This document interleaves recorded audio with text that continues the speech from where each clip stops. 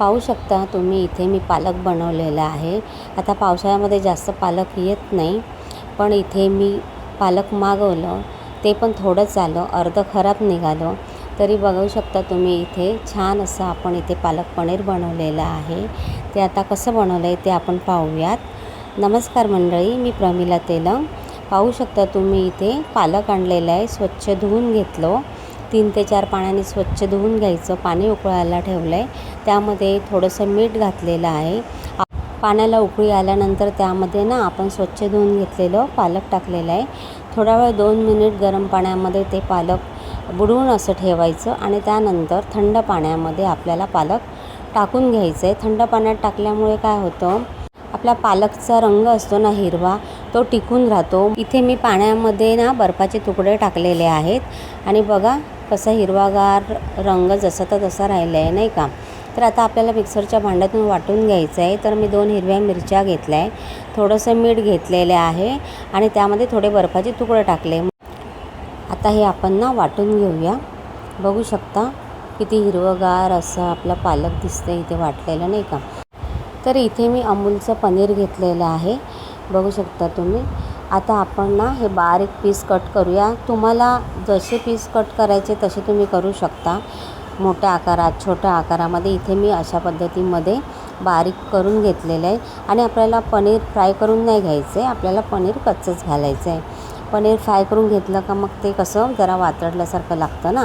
तर इथे मी तेल घेतलं आणि थोडंसं त्यामध्ये बटर घातलेलं आहे। आधी बटर घातलं ना तर मग ते जळतं, म्हणून तेलामध्ये थोडं बटर घातलं, थोडं जिरं घेतलं, बारीक असं कट केलेला लसूण घेतलेला आहे, बघू शकता, आणि थोडंसं असं अद्रक चेचून घेतलेलं आहे। आता आपल्याला सर्व तेलामध्ये त्याचा कच्चेपणा जाईपर्यंत छान असं परतून घ्यायचं आहे, म्हणजे कच्चापणा गेला म्हणजे त्याचा उग्र वास येत नाही। आणि त्यामध्ये बारीक चिरून असा कांदा घालायचा।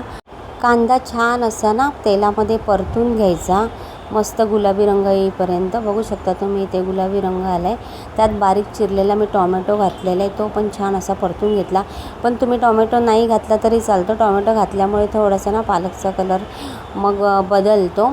पण मी इथे टोमॅटो घेतलेला आहे, थोडी हळद घेतली, आपला घरगुती मसाला घेतला आहे, धणे पावडर आणि जिरे पावडर। छान आता हे सर्व मिक्स करून घ्यायचं। बघू शकता कलर पण छान येतो आणि हिरवागार असा आपला पालक वाटलेला, बघा किती कलर छान आहे ना हिरवागार।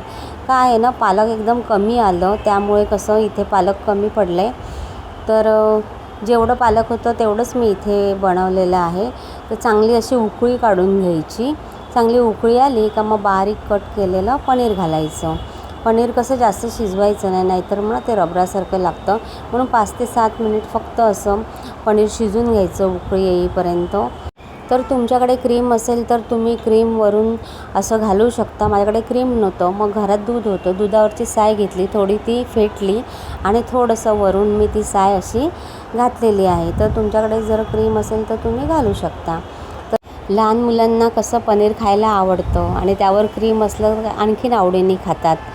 तर बघा एकदम साधी आणि सोपी पद्धत आहे आपली, घरगुती पद्धतीमध्ये बनवलेलं आहे, काही जास्त खर्च नाही, काय नाही, झटपट होणारी रेसिपी आहे। आता आपण एका बाउलमध्ये काढून घेऊया। बघू शकता किती सुंदर दिसतंय, नाही का, बघूनच खावंसं वाटतं ना। सुट्टीच्या दिवशी तुम्ही असं पालक पनीर मुलांना बनवून देऊ शकता, डब्याला पण घेऊन जाऊ शकतो आपण। तर चपातीबरोबर, रोटीबरोबर, फुलक्यांबरोबर तुम्ही खाऊ शकता, जिरा राईसबरोबर खाऊ शकतात। आपल्या दुपारच्या जेवणाचं इथे ताट तयार आहे। व्हिडिओ आवडल्यास लाईक करायला विसरू नका। धन्यवाद।